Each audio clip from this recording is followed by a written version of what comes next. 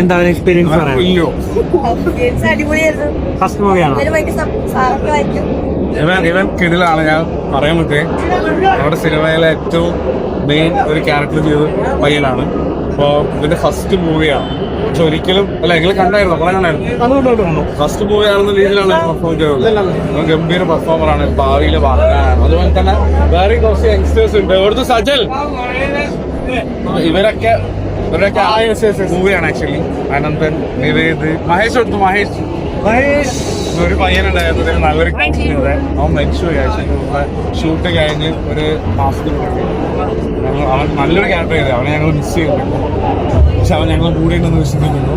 ഇവരാണ് ആക്ച്വലി അവര്. ഇവരാണ് അക്കൂരന്മാർ. ഓക്കെ, അപ്പൊ എല്ലാരും സപ്പോർട്ട് ചെയ്യണം. മോന്റെ പേര്? പേരെന്താ?